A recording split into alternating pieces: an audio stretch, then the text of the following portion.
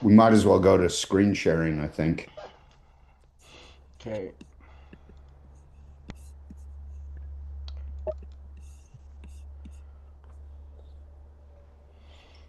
Okay.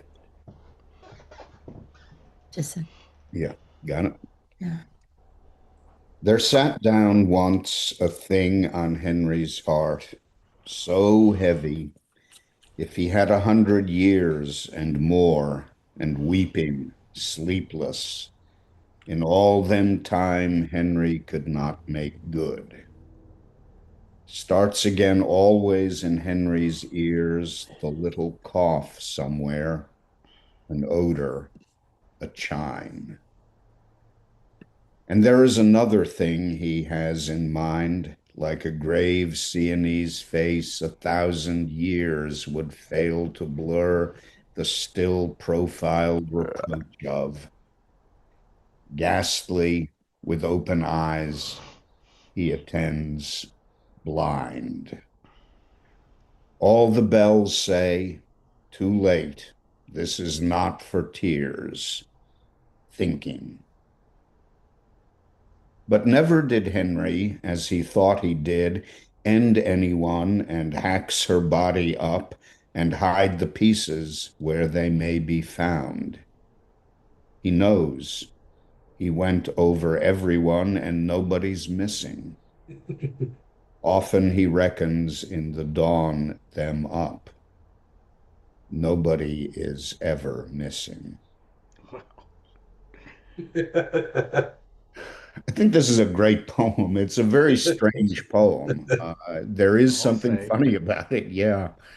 Um, it's a poem about guilt that is so haunting that Henry is convinced, or almost convinced, that he killed someone, hacked her body up, and hid the body, though we don't get that till the third stanza. But he hasn't done anything like that.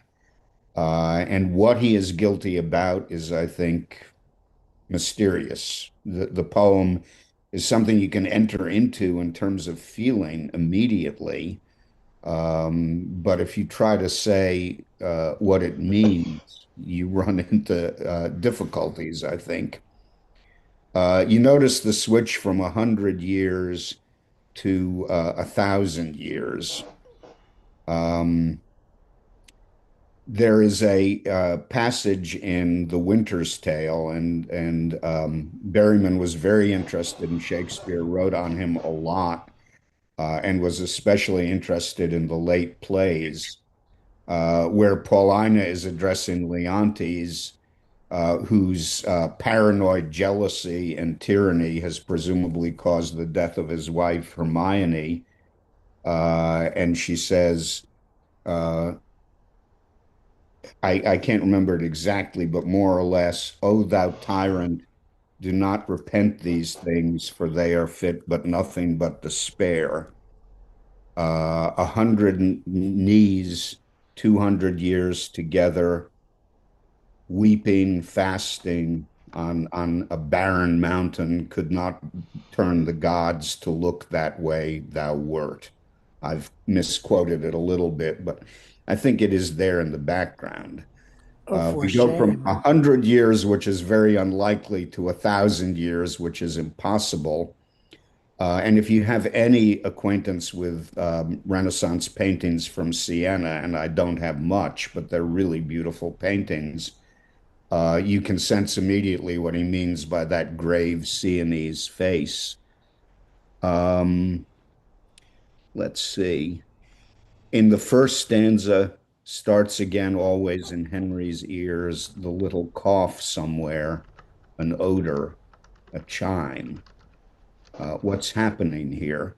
Some very, very small cue, the little cough somewhere, and thus suggests that it's a recognizable cough, someone's cough, then an odor, a chime, or even more indefinite, a sound, a smell, something starts off this impossible guilt, which he can't quite get rid of. But this poem does not sound desperate. It does not sound paranoid. It does not sound near hysterical as some of the dream songs do. It has a really grave, solemn beauty to it. Okay, what do the rest of you think? I want to talk about the odd locutions, which is part of what makes it really great. Hmm.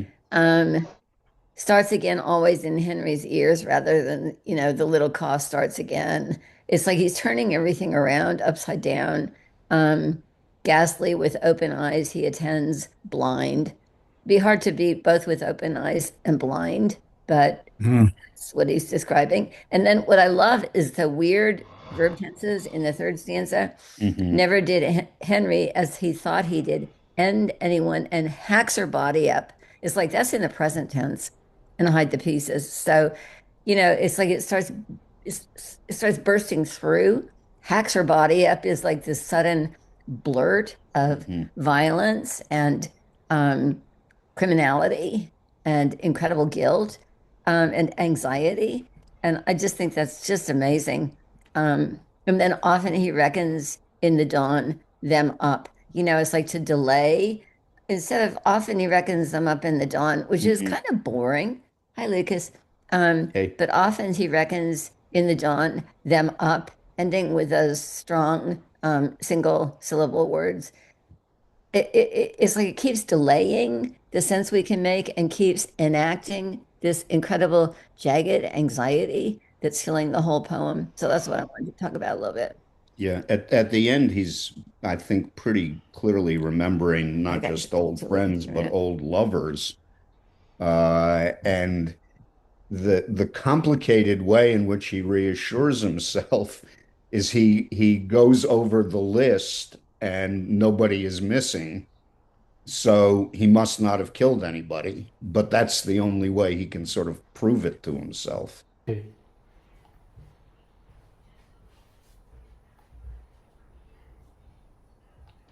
This The is, yeah. Go ahead. uh, I got nothing. I have something to say, but go ahead, Otis. Well, I was just going to say, I mean, this is so raw and so disturbed. I would if like a relative of mine, um, uh, showed me this poem and said, I just wrote this, I would be, inclined to, call some kind of social services. Yeah, it's a very disturbed poem, but at the same time, it does have this kind of quiet quality to it, which I think makes it more powerful than many of the other Dream songs. There's Yeah, an odd feature in the third stanza. He's hidden the pieces, but normally, if you would hide them, it would be where they couldn't be found. yeah, But he's making his guilt obvious and findable. yes. Yeah. They'll get him. They'll get him. He won't be able to get away with any of it. But what it is not clear. The way Uh, he's treated women, that may have something to do with it, but it certainly isn't that simple. Peter, I don't think there is a real what he is. I mean, people who have this kind of mental disorder, the definition I've heard of being neurotic is that you live your life based on fear and guilt, but it's not for anything. The brain chemistry makes you feel that way. And Well, the little things like the cough and the odor and the chime are like triggers, mhm. but you didn't actually do anything wrong, but you try to create a reason for why you're feeling so crappy. And so you come up with things to feel guilty about. Hmm. Well, you didn't actually do anything wrong, Right. but people have all sorts of thoughts and wishes and urges that they don't act on. One thing this poem reminds me of, this is just a personal association, but at one point I was talking with my mother about the Bob Dylan song, It's All Right, Ma, I'm Only Bleeding. And I said, I feel this way a lot. If my thought dreams could be seen, they'd probably put my head in a guillotine. And she said, I think everybody's that way. So it is maybe more a question of degree, but this is obviously a very extreme degree. And whether it comes from brain chemistry, it seems to me totally unproven. It may, but we don't really know that. The assumption in drug treatment of neurosis and psychosis is that that's what's going on. But as far as I know, no experiment has ever shown that. And it would be difficult to design an experiment to show that the cause is chemical rather than psychic. I think we don't know that much about the cause. Well, I think they Well, measure serotonin levels and other things like that that indicate that what the specific chemistry is. Yes, but we don't know what's cause and what's effect. I agree uh, with you about serotonin, and there may be all sorts of changes in the brain, but that doesn't mean they necessarily proceed from a chemical cause to a psychic cause. The mind and the body are so closely tied together that I don't think we know which is cause and which is effect. well, it all Hi, has to be. Brian. It all has to be chemical ultimately. Leslie said just about everything I wanted to say, but a couple of things uh, occurred to me. One is that the cough, the odor, the chime, those are the things that trigger memories, just like Leslie Yes, said. You for can have a sure. profound association with something that you haven't thought of in 20 years just because you hear or smell a certain odor or hear a certain sound. And then the Yeah. second thing uh, I was going to say is when I think about guilt, does anybody? I mean, uh, maybe this is unusual. I can't remember thinking about raping or killing anyone. I just can't, except kind of objectively or disinterestedly. Yeah. I can't remember actually having the urge to kill or rape or hurt anybody that bad. And my guilt, when I think about guilt, I'm sorry to say they're kind of tame. I mean, once I said something that I wish I hadn't said to somebody. I mean, it's more Yeah. like that. Yeah. Uh, maybe all you guys want to bare your soul and tell us about the body you hacked up um, someplace. Maybe there's something we need to know about you guys, but I don't have such memories. Why do you So think Brian is getting a new refrigerator? Yeah. yeah, Oh, that's right. That's Yeah. right. Tony, But I we're really relieved to hear this. that's right. That's right. Doesn't So everybody have a freezer in the basement? yeah, But well, I with the did have bodies. students that wrote things like this to I me. do They have one, wrote, and you it's had a all hacked up. student? It's full of hacked up pieces of meat. Yeah. Uh, yeah, you Well, Leslie, you had a student that have wrote something like this? more than one. Oh, And yeah, I mean, I had students that said they wanted to be a gynecologist and they wanted to take women when they were under anesthesia and cut off their eyelids so they'd have to watch what they were going to Are you do. kidding me? What No, students were these? huh? This is my standard students in creative writing. Yeah. But what school? Pleasant Valley High School. Okay. Good God. Okay, but if you talk to the administration about this, you know what they said? They said, well, he's going to be 18 pretty soon. If we do anything about this, if we make a record about this, we have to keep him until he's 25. Just ignore it. The Jeez, name, what do you mean? golly. What does that the mean? You had school to name keep tells him? you everything you need to know. Hmm? What does that mean? You had to keep him till he's They 25? would be responsible for him until he was 25 if he had, they might have to keep teaching him if he had a disturbance Wow, like this that was, there was a Well, reason I quit teaching school. Ugh. that sounds wow. a lot more ominous than this poem does in terms of what the student might do. Yeah. It doesn't sound as if Berryman is about to do anything.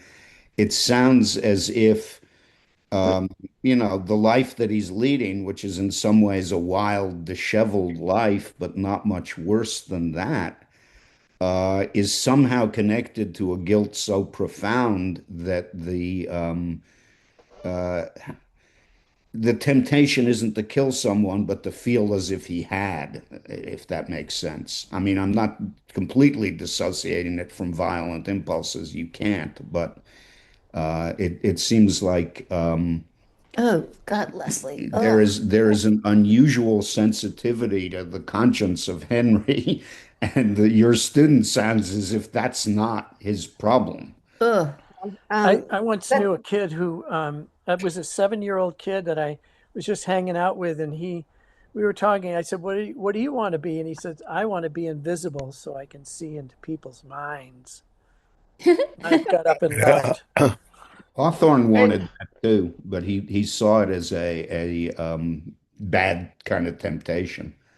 He wanted to uh, be a kind of spiritual Paul Pry, that's watching really fun. everybody without being seen. That's hmm. really fun. Leslie, can you Okay. clarify? Did you quit because students wrote stuff like that, or because the administration had weird rules? The administration was a bunch of immoral wimps. Oh, That's why I quit. Yeah. I mean, and also I could retire. But I mean, this was not the only case of this. Oh, Okay. gross. It was not the only case of this. But in terms of back to this poem, and I'm sorry, Anne, I didn't mean to give you nightmares, but I'm repaying you for making me read the bear, which gave me nightmares. Okay. So it is interesting that when the dawn comes, then he's able to tally up all his Mhm. people that he knows. And there's somebody who referred to horizontal thinking, which is different than when when you're lying awake at night, your thinking works totally different than if you stand up again and the day comes. And so I thought that was sort of interesting that he's able to realize that this is a fantasy of some kind. Yeah, it suggests that his guilt has given him a bad night, and now in the dawn he can reassure himself. Yeah. Shall we move on to the next one is uh oh yeah, 100. This is a simple poem, but it's a tribute to his mother, and I think it's worth including. How this woman came by the courage, how she got the courage, Henry bemused himself in a frantic hot night of the 8th of July, where it came from. Did once the Lord frown down upon her ancient cradle, thinking, this one will do before she die for 72 years of chipped indignities at least, and with his thunder clapped a promise. In that faraway town, who looked upon my mother with shame and rage that any should endure such pilgrimage, growled Henry, sweating, grown but not grown, used to the goddess of Goodness. goodness of this woman, in her great strength, in her hope superhuman. No, no, not used at all. I declare a mystery, he mumbled to himself, of love, and took the bourbon from the shelf and drank her a tall one. Tall.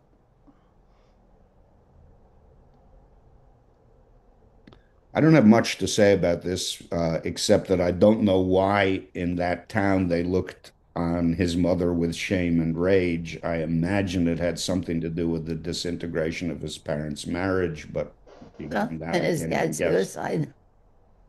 Well, that's true. That's true. It could be after his father's suicide, but she moved away very soon after that, I think. Didn't she not only changed her name by marrying again, but she changed her first name.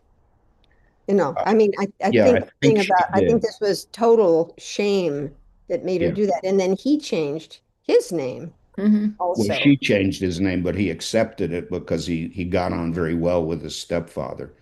So Yeah, he became John Berryman instead of John Smith. Yeah, I think she changed her first name from Martha to Jill. right. But I just think Right. that sort of Yeah. tells you a little bit about the shame she had to put up with Yeah. Hmm. of the Yeah. suicide. Yeah. Hmm. That probably is it. Because back in the day, and for one thing, if you're going to get a divorce and you're Catholic that long ago, that's a matter for a lot of gossip and speculation, Yeah.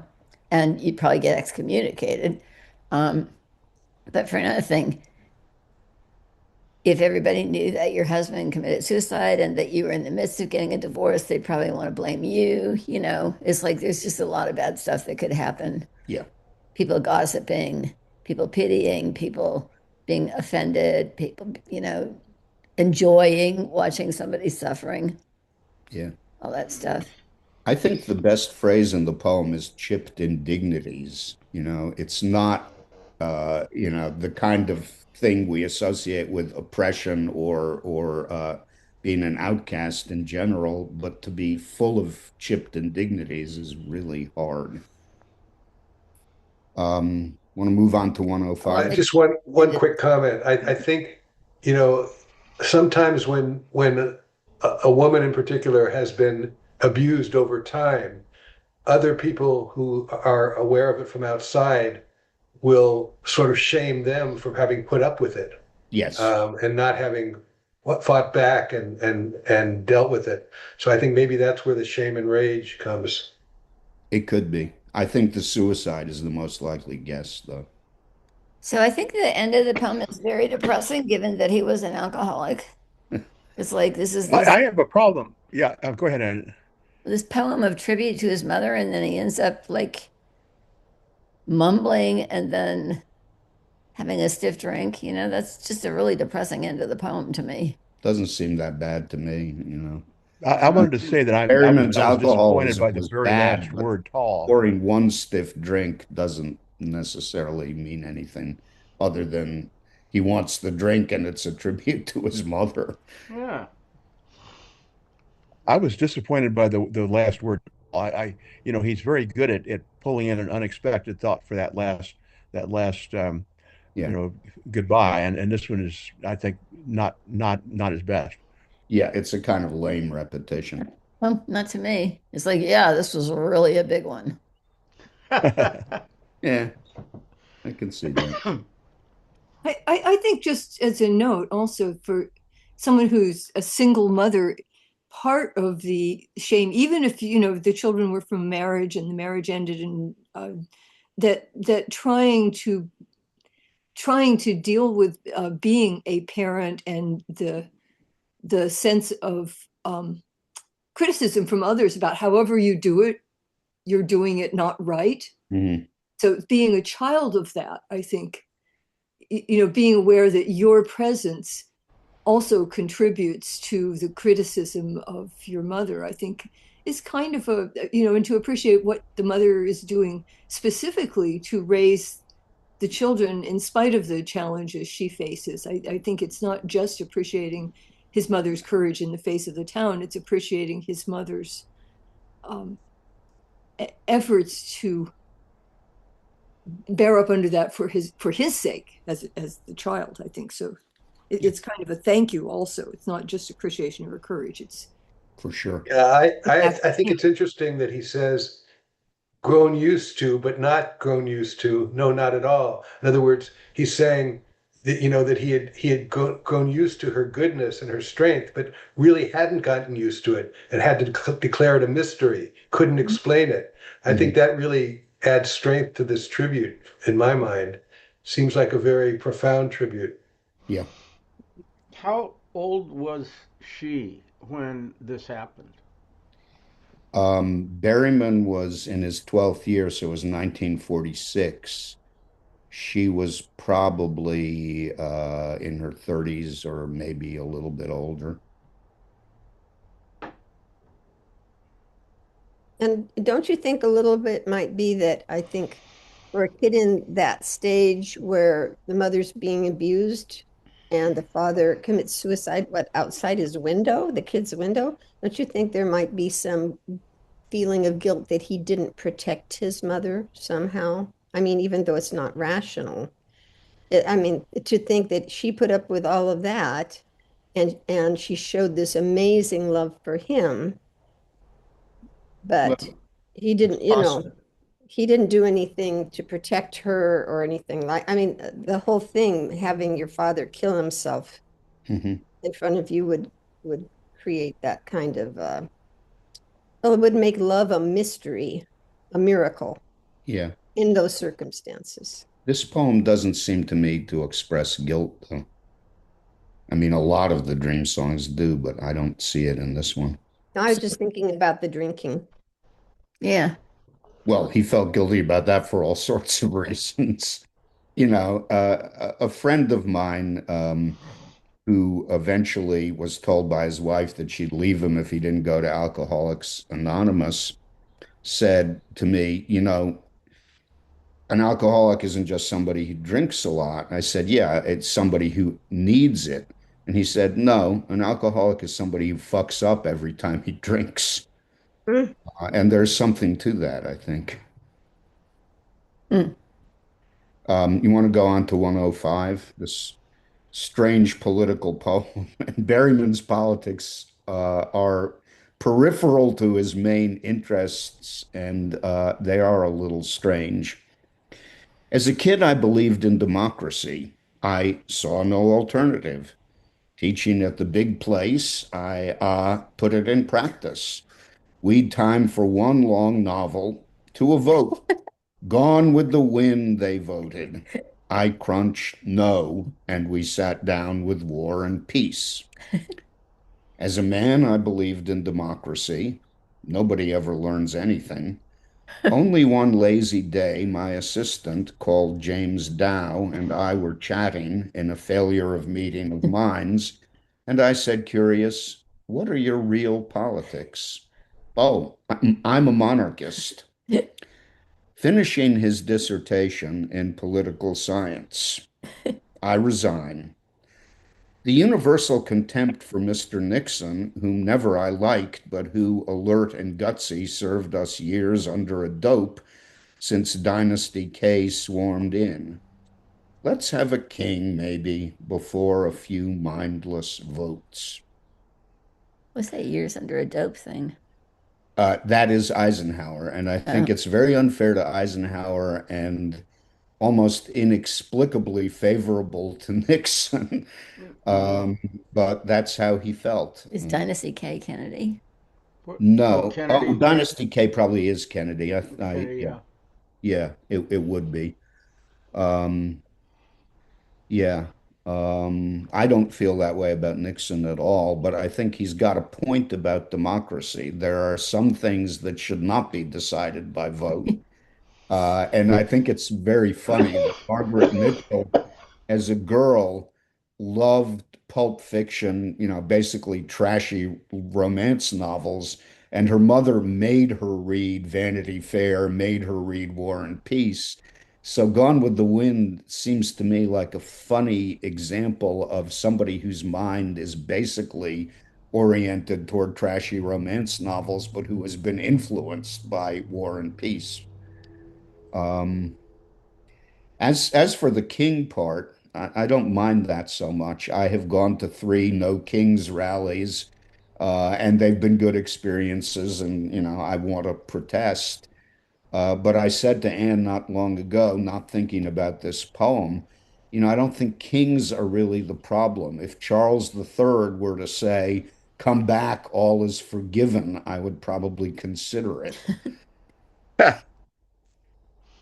The Well, this re- I've been reading a lot of history lately about starting from the founding fathers forward, and Mhm. this debate about democracy, whether it really is a good thing or not, is has gone on a lot in the history Yeah. of this country, and so it's not surprising that he would, you know, be interested in that debate and have a Mhm. position about it. But it surprised me in the reading that how prevalent it was for even some of the founding fathers to prefer a monarchy and to be very suspicious of allowing not just everyone, but even all white males to vote in a Yeah. democratic situation. So it's not a new question.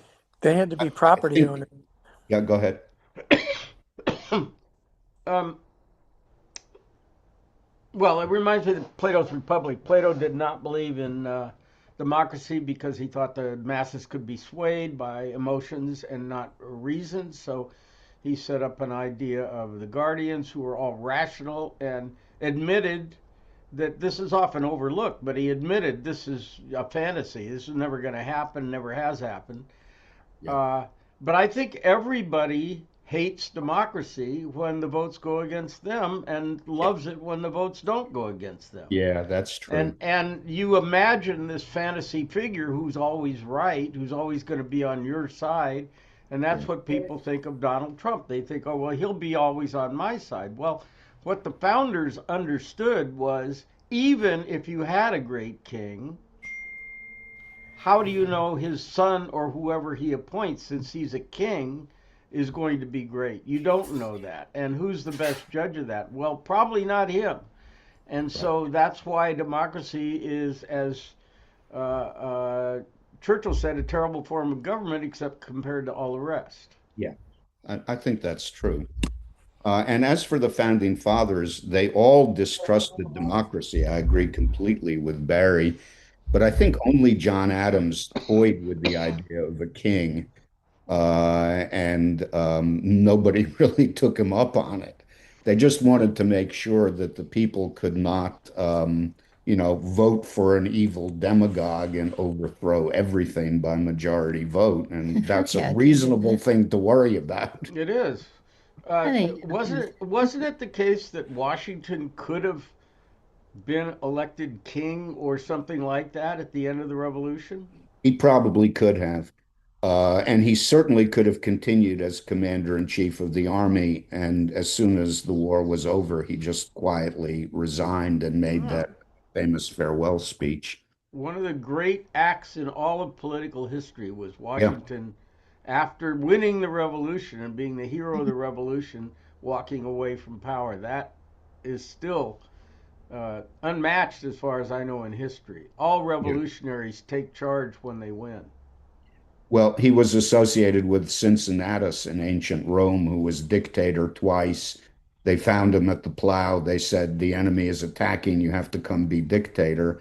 He fought the enemy off and then immediately resigned the dictatorship and went back to the plow. There you go. I didn't remember that. Want to move to 159, the Delmore Schwartz elegy? it's pretty, 149, sorry. I have read some of Schwartz's poems. There's one called For Rhoda that I think is really beautiful, but I'm not quite as enthusiastic about his poetry as some people are. But I think this one and one of the other elegies are really fine poems. Berryman wrote a lot of elegies for other writers, and the Delmore Schwartz ones stand out. This world is gradually becoming a place where I do not care to be anymore. Can Delmore die? I don't suppose in all them years a day went ever by without a loving thought for him. Well a day. In the brightness of his promise, unstained, I saw him through the mists of the actual, blazing with insight, warm with gossip through all our Harvard years when both of us were just becoming known. I got him out of a police station once in Washington. The world is trafe and grief too astray for tears. I imagine you have heard the terrible news that Delmore Schwartz is dead, miserably and alone in New York. He sang me a song. I am the Brooklyn poet Delmore Schwartz. Harms and the child I sing, two parents' torts, when he was young and gift strong.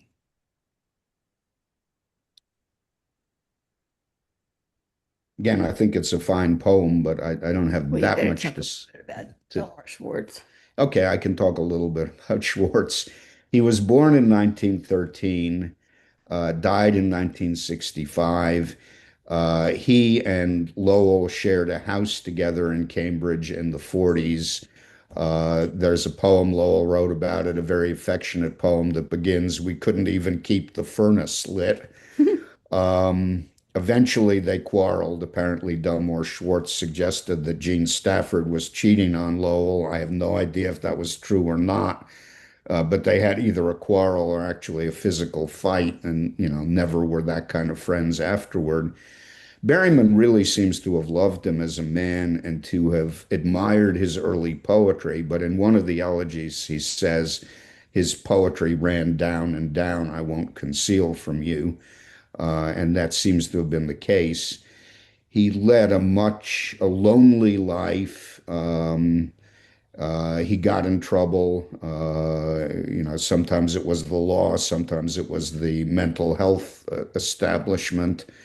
He took up with teenage girls after his marriage ended, and he died in a cheap New York hotel. Apparently, he had a heart attack in the hall of the hotel, and he was found. The body was taken to the morgue, and nobody claimed it for 3 days. That's how alone he was. Um, but one gets the sense that he must have been a very lovable and enthusiastic young man, and that then something went wrong. It isn't clear what. But Harms and the Child I Sing, that of course is a sly takeoff on the beginning of the Aeneid, Arms and the Man I Sing. And there is a poem for his own marriage, Schwartz's own marriage to Gertrude Buckman, that is called Prothalamion. It's rather a long poem, but it includes an account of a quarrel in a restaurant when his mother surprised his father with his father's whore. That's Schwartz's word for it, and made a scene, made a long speech. And Schwartz was about 7 years old and felt very embarrassed for all three of them. So there's trouble in Schwartz's background too.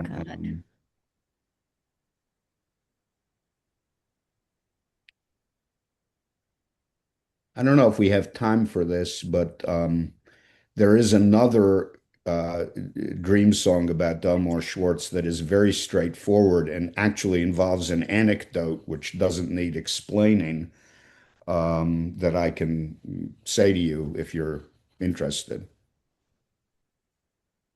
Sure. Okay, this one is 157. I can't get him out of my mind, out of my mind. He was out of his own mind for years in police stations and Bellevue.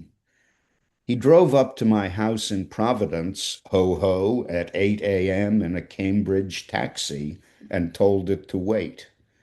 He walked my living room and would not have breakfast or even coffee or even a drink. He paced. I'd say, sit down. It makes me nervous. For a moment, he'd sit down, then pace. After an hour or so, I had a drink.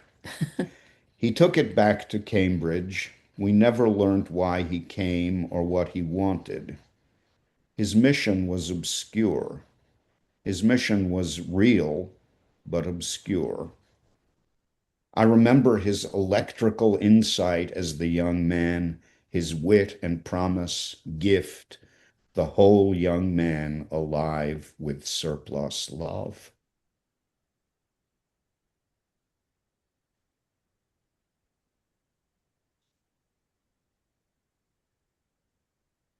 Anybody want to? Well, you don't have the poem in front of you, and it is one of the simpler dream songs, but I think also one of the best. So let's move on to 210. Uh, Which is pretty funny. yeah, I think it's a very funny poem. And it slides from one thing to another in a rather startling way, but I think it does all fit together. This is Richard Blackmer, the critic, who is also in the poem Henry's Understanding. Mr. Blackmer, what are the holy cities of America? Sir Herbert's son, who lives near Canterbury, precocious, asked my friend.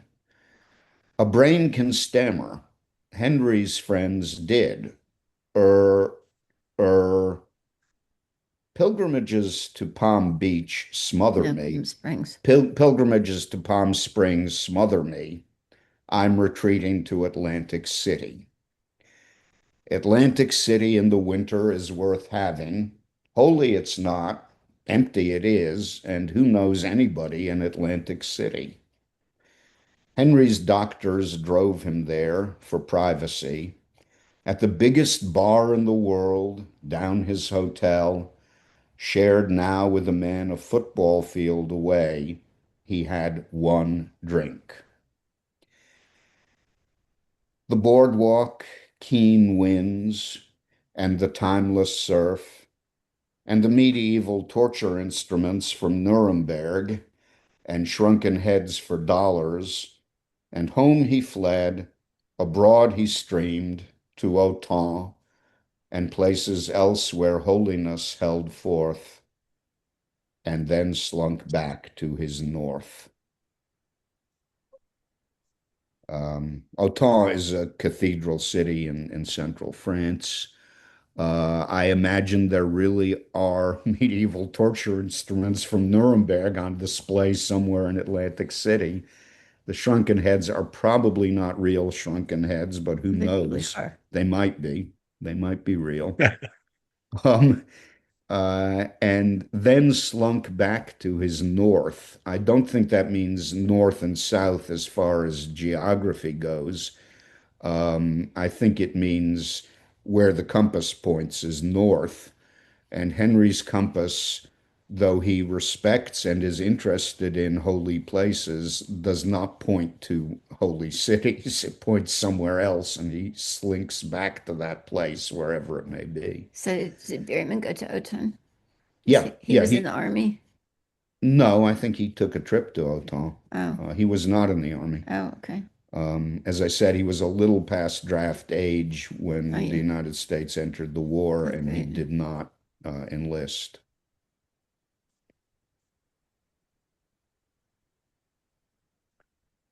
Um, any thoughts on that one? Well, if you picked out of the sky, what would you call a holy city? Palm Springs and Atlantic City, or not that, not on Exactly the anybody. wrong It was. choices. It's like it's like wait a minute, what? Where? How did we get there? Uh, Well, I think the and the irony fact is that, intentional. yeah, I it's think sort what of, he's, yeah. sorry, go No, no, ahead. go ahead. Yeah, no, it's I think what he's suggesting is that the holy cities of America, such as they are resorts where people go for vacations. And he'd rather go to Atlantic City in the winter than go to a resort when it's really clicking as a resort. For the pilgrimages. Yeah. yeah. But pilgrimage is obviously ironic. But, the question is a very searching question. And the answer is, well, no, there aren't any. There are holy places in a way, but no holy cities. Nothing like Canterbury or Or Rome or, I'm not could sure. be Canterbury, New Pil- Hampshire. I'm yeah. not sure. I'm not sure What? pilgrimage is ironic. I think he's saying this is America's idea of the holy place. It's Oh, not yeah. Yeah. exactly. Yeah, Yeah, I agree with that. I think that's the nature of the irony. yeah. One thing that comes to my mind is that tomorrow, Good Friday, there will be more than 10,000 pilgrims walking to Chimayo, New Mexico. Hmm. I've done that pilgrimage 31 times. This is the first year that I'm not doing it. But this is a tiny, impoverished little Hispanic village in northern New Mexico that's just riddled with heroin addiction. Hmm. It's kind of an ironic destination for a holy city. Yeah. What is And the the town is way too What's small to what's the be called a city. destination? It's a little Why? a little church that uh, has a place on the side of it that where the dirt is considered having healing properties. And Hmm. then there's this bizarre room where the dirt is where there are hundreds of crutches and photographs stuck on the wall by pilgrims who believed that they were healed by rubbing this dirt on their leg or whatever. Yeah. Hmm. So, Alan, why was that a place that attracted you to go to for 31 years? Yeah. I had very close friends that uh, had a son with a leg that was not going to grow. It was lacking a bone. And when their boy was 6 years old, the doctor said, we really need to fit him with a prosthetic leg. And to do that, we need the prosthetic leg to uh, hook onto his heel. And we need to remove his toes in the front of his foot so that the heel alone will stick into the prosthetic leg. So everybody was dreading that. It was going to be a painful surgery afterwards. And they invited three couples to go with them to Chimayo to walk in a silent meditation on pain and suffering, where we would be surrounded by literally thousands of walkers. Um, and so we did that. And then the following year, someone's parent was dying of cancer and said, we'd like to go back and walk the pilgrimage again, but this time for my father. So we did that. And then we discovered that every year somebody had some close loss that they were grieving or dreading, and that we would just go back there. And we became close friends with the owner of the hacienda where we stayed, and the owner of the restaurant across the street, and the owners of the store in the plaza. And we would get invited to people's homes, and we wrote a book about our first 25 years Wow. that they featured in the hacienda for guests to look at. And we became it became part of our lives. And now, it's just like the ravages of time. The uh, Florence Trujillo, who owns the restaurant and the hacienda where we stayed, just died a month ago, and had her restaurant is famed in New Mexico as having the great authentic Mexican food, and I loved the secret story that we all knew that she was from Connecticut and not Hispanic at all. Oh And my God. this young guy in the naval base had take met her, and they'd fallen in love, and they wanted to get married. And he said, but my family owns these properties in this little bitty town of Chimayo, New Mexico. I need to go back there. And she said, okay, I'll go back there. So Amazing. Florence was, just this master of northern Mexican, New Mexico cooking and recipe books and stuff like that. But she'd grown up in Connecticut. I love that. Hey, Alan, were any of the afflicted people healed? Well, that's unknowable. I mean, not to my knowledge, really. I never have attributed anything special to this dirt, but I like the specialness of the place. And then my wife, I think all of us that were three of the couples were Unitarians who really don't believe in miracles or an external God. So we were really inventing a meaning for this pilgrimage that was not shared by any of the walkers, I think, that walking with. But then my wife died, and I have a new partner, and she just couldn't. I mean, she went with us twice on this pilgrimage, but she just couldn't get over the Catholicism of it. You know, it just didn't make sense to her. She didn't want to go. And so I think it's fitting that tomorrow I'm not going. I mean, if I were going, I'd be on the road driving down there right now. We would always arrive Thursday night. Alan, how long is the trek, number one, and how did the Connecticut lady learn how to cook Mexican food? That's not something you can get out of a cookbook. I know from experience. Well, I mean, she was uh, marrying into a large family where there were plenty of people to teach her and help in the kitchen. Um, So the and family was Mexican. oh yeah, Okay. absolutely. Yeah. And how long is the trek? What?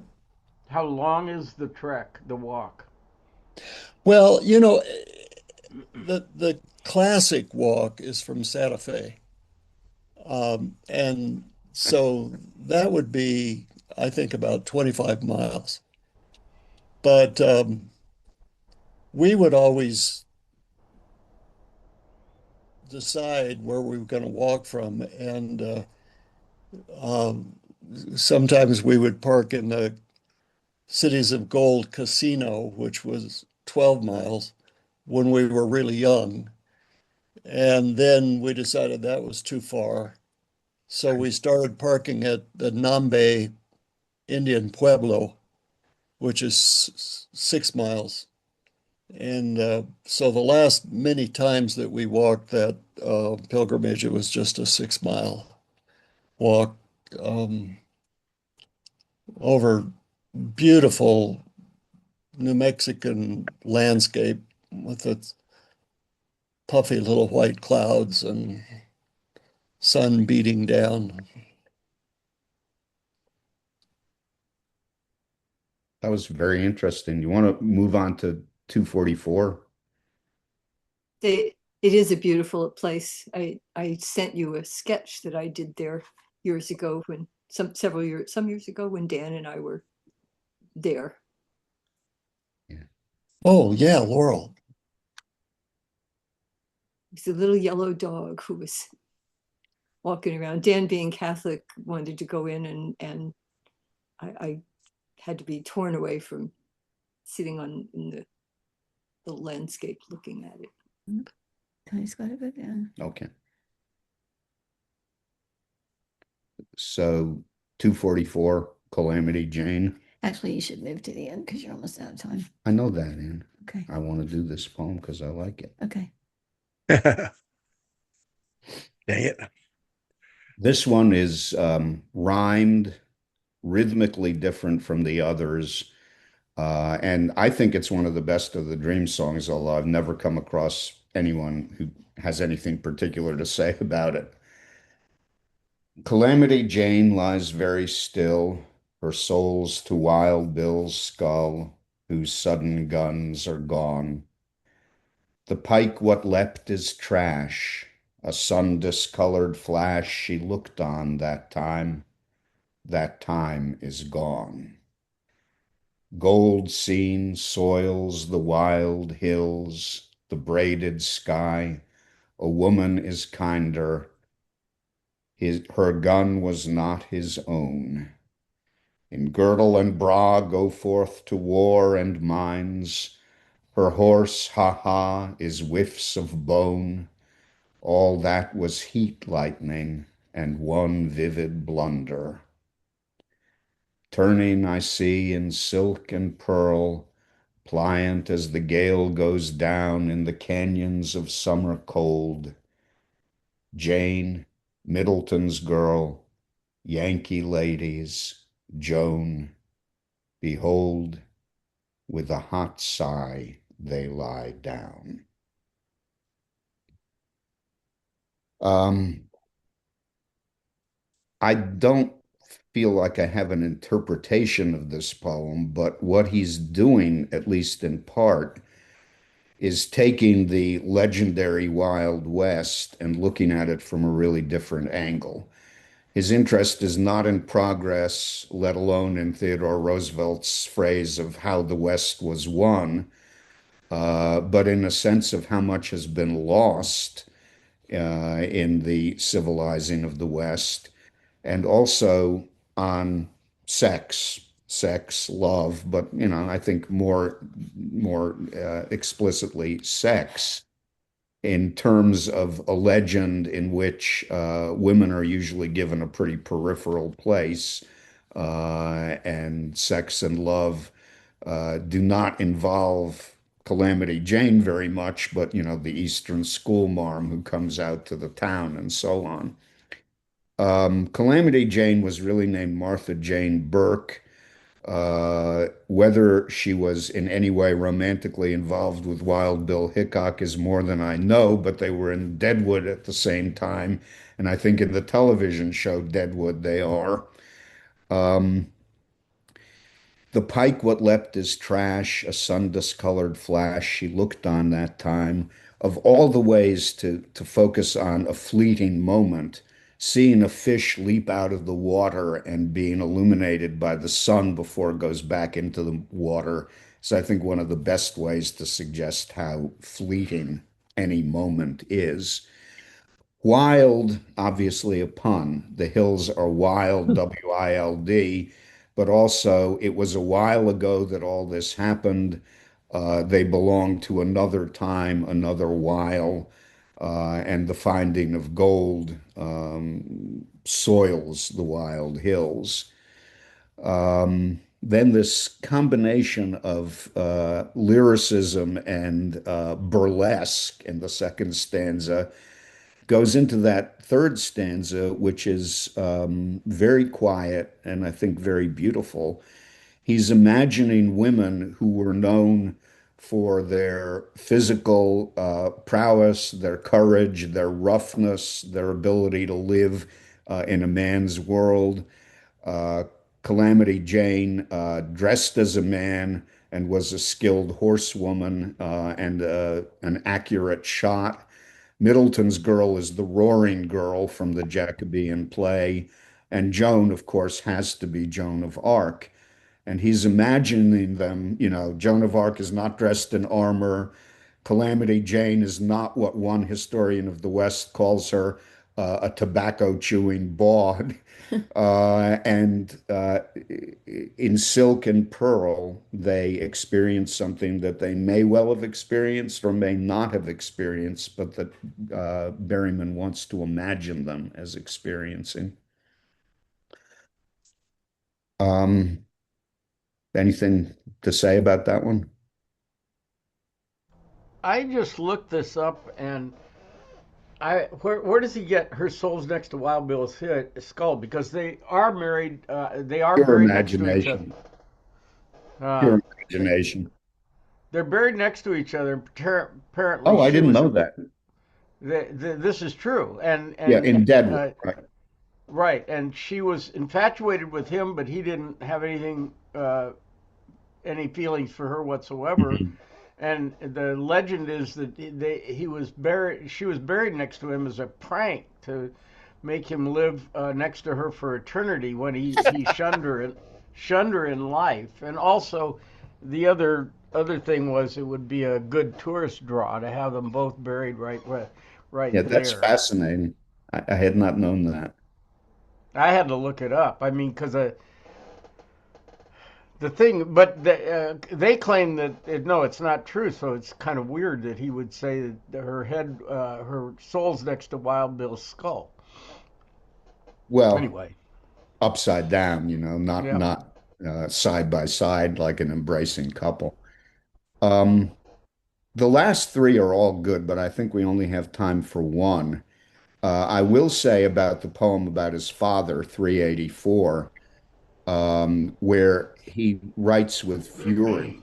I sit upon this dreadful banker's grave who shot his heart out in a Florida dawn. Oh ho, alas, alas.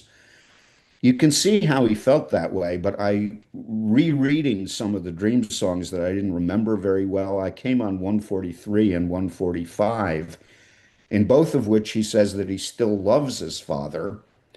But he also says that his father, in his father's last days, had taken to carrying a pistol with him when they went to the beach in Florida, and also apparently threatened to swim out to sea with either Berryman or his brother and, never come back.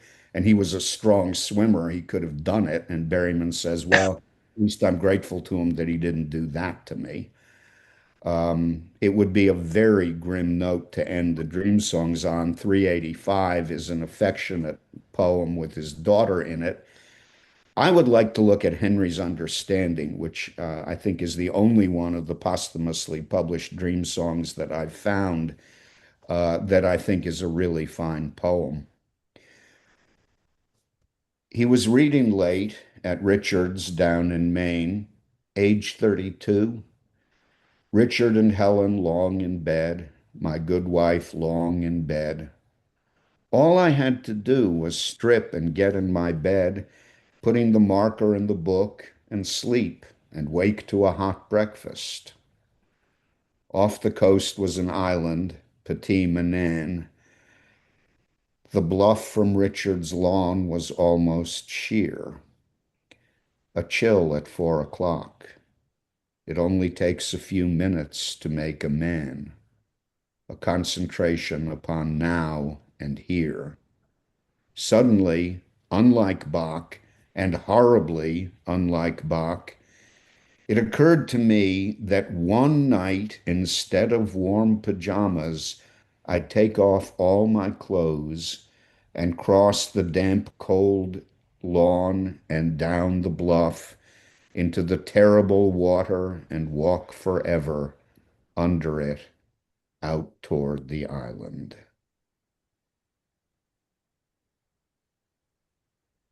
What makes that poem so terrifying, I think, is the quietness of it. And also the fact that he's not simply saying, one day I'll drown myself. He's saying, I will walk under the water and there will be no end to it. I will be there walking forever. It's a kind of sort of limbo-like place between life and death that he imagines. Why Bach?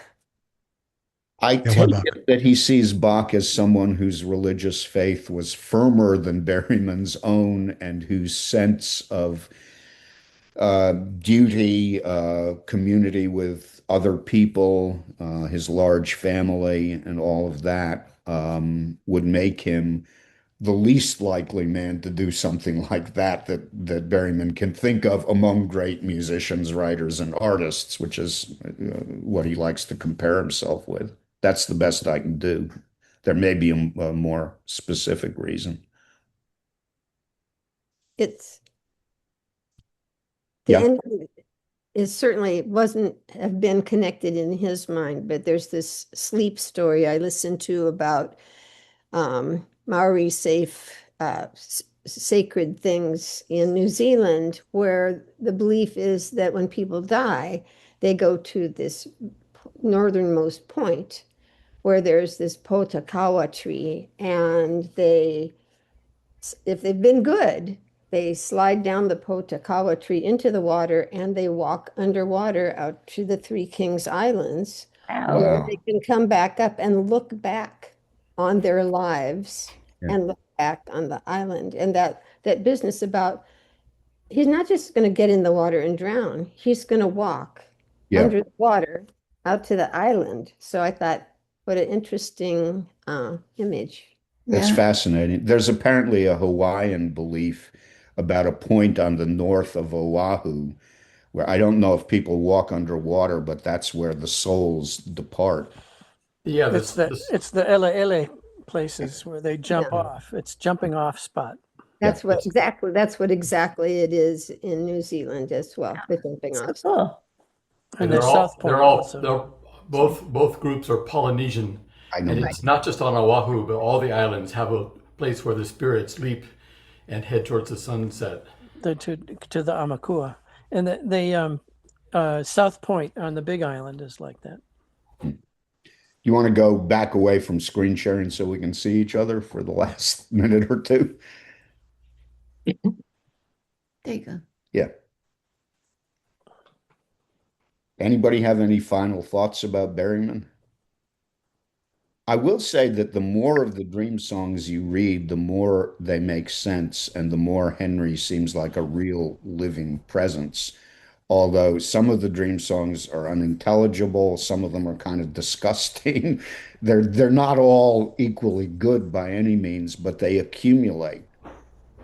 And reading 385 of them is different from reading the best eight or 10. Well, I was just going to say that I think the fact that they all have the same form Mhm. is interesting because Yeah.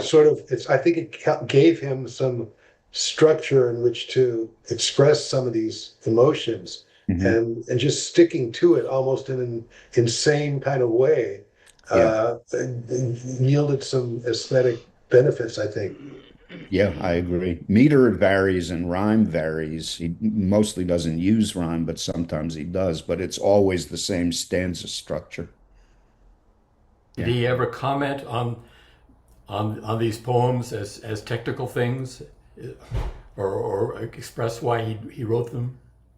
He probably did, but I don't know his work well enough to answer that question.